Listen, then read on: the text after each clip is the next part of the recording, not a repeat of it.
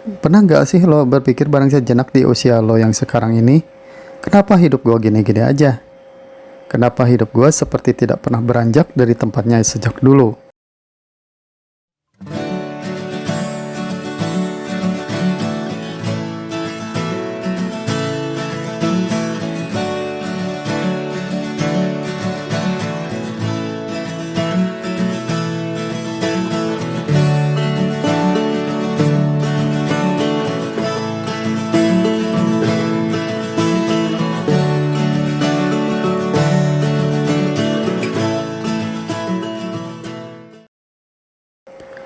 Di dunia yang semakin cepat ini, lo pun bertanya-tanya, mengapa hidup lo tidak kunjung membaik meskipun lo sudah berusaha sebaik mungkin? Ada banyak alasan mengapa hal ini terjadi. Dalam video ini, gua akan coba ulas beberapa sebab hidup kita mandeg alias tidak berkembang, berdasarkan pengalaman gua pribadi dan beberapa orang teman dekat gua sendiri.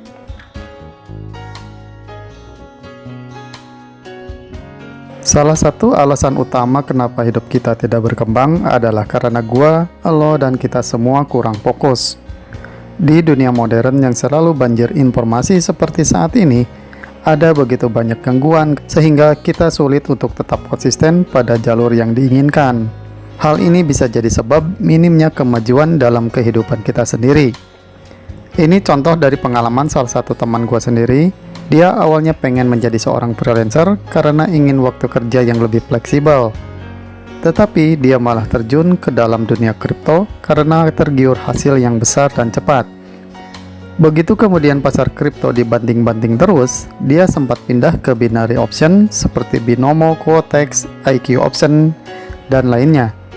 Hasilnya pun boncos lagi. Selama 2 atau 3 tahun, ia gagal mendapatkan apa yang diinginkannya. Belakangan dia pun ngomong ke gua, coba dari awal gua konsisten jadi freelancer aja. Mungkin sekarang gua udah berkembang.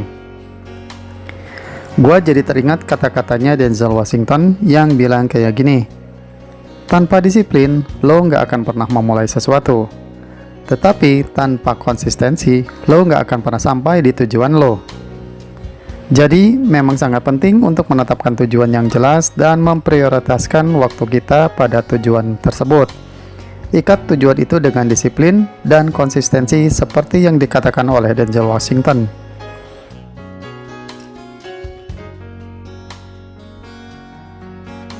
Alasan umum lainnya mengapa hidup lo mungkin tidak berkembang adalah karena lo sendiri takut pada perubahan. Lo mungkin merasa nyaman dengan situasi saat ini, meskipun itu tidak ideal. Namun perubahan diperlukan untuk pertumbuhan dan kemajuan lo sendiri. Tidak ada yang kekal di dunia ini selain perubahan. Untuk mengatasinya, lo tidak harus merubah secara radikal. Penting untuk mengambil langkah-langkah kecil menuju perubahan dan mencari dukungan dari teman, keluarga, ataupun yang lain.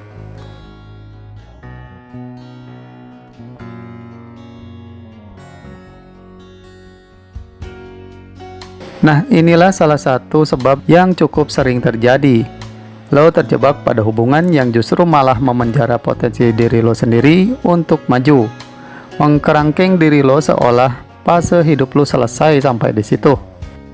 Hubungan seperti ini mungkin pada awalnya positif-positif saja. Ketika teman lo meminta tolong dan lo kemudian mengabulkannya. Tetapi lama-kelamaan permintaan itu serasa bagaikan sebuah perintah. Dan lo merasa sungkan untuk menolaknya.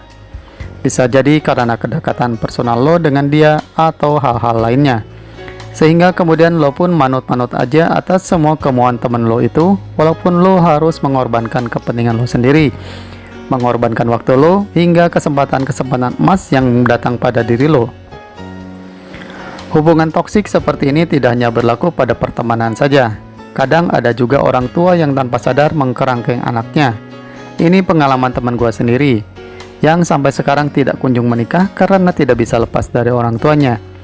Sang ibu dari teman gua ini mungkin karena terlalu sayang atau terlalu dekat secara emosional, menjadi tidak rela kehilangan anaknya. Si ibu teman gua ini jadi sangat tergantung kepada anaknya. Hingga di usianya yang sudah lanjut pun, dia masih tidak ridho kalau anaknya harus menjauh karena menikah dengan orang lain. Untuk mengatasinya, lo harus punya prinsip. lo harus punya standar dan batasan-batasan yang lo sendiri harus konsekuen. Sampai batasan mana lo bisa membantu atau mengutamakan orang lain, dan sampai pada titik mana lo harus mampu bilang tidak kepada orang lain.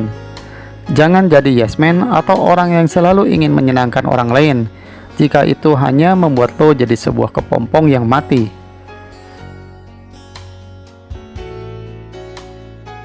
Pola pikir negatif juga dapat menghalangi lo dari tujuan lo sendiri. Pola pikir negatif ini seperti rasa tidak percaya diri, minder, takut mencoba, takut gagal, dan banyak lagi. Jika lo terus-menerus fokus pada aspek negatif dari kehidupan lo, maka lo mungkin akan melewatkan peluang untuk memperbaiki hidup lo. Sangat penting untuk memudayakan pola pikir positif dan fokus pada hal-hal yang kita syukuri, bahkan dalam situasi yang sangat sulit sekalipun. Jangan biarkan hal-hal negatif mendominasi otak dan hati lo sehingga berpengaruh buruk pada kesehatan mental lo sendiri.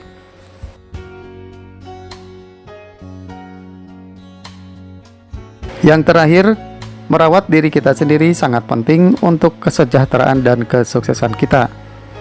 Jika kita mengabaikan kesehatan fisik dan mental kita mungkin tidak memiliki energi atau motivasi untuk membuat perubahan positif dalam kehidupan kita sendiri.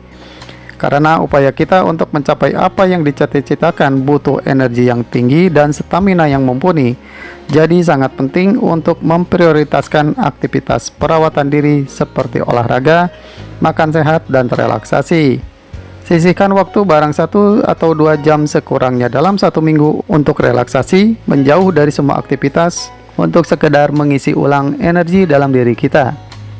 Olahraga tidak harus mahal atau pergi ke gym kalau nggak punya uang. Cukup jogging atau jalan kaki, tidak perlu ke tempat wisata yang mahal untuk healing. Gua sendiri cukup bersepeda atau jalan kaki mencari pedesaan-pedesaan yang masih cukup banyak sawah ataupun sungai-sungainya. Di sana gua kadang cuma diam aja memperhatikan aliran air sungai atau memandangi hamparan padi. Bagi gua itu sudah cukup untuk menyegarkan pikiran gua. Akhirnya bisa jadi faktor eksternal lah yang di luar kendali lo, seperti ekonomi atau masalah sosial. Meskipun lo tidak dapat mengontrol faktor-faktor ini, tetapi lo bisa mengontrol bagaimana diri lo meresponnya. Penting untuk tetap terinformasi dan mengambil tindakan proaktif untuk melindungi diri dan keluarga kita selama masa sulit.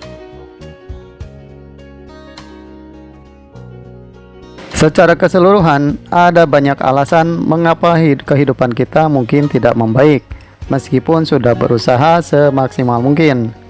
Namun dengan mengidentifikasi penyebab dan mengambil tindakan untuk mengatasinya, kita dapat menciptakan perubahan positif dalam kehidupan kita. Dengan fokus pada tujuan kita, mengatasi ketakutan kita, dan berani mengeksplor potensi-potensi yang ada dalam diri kita sendiri.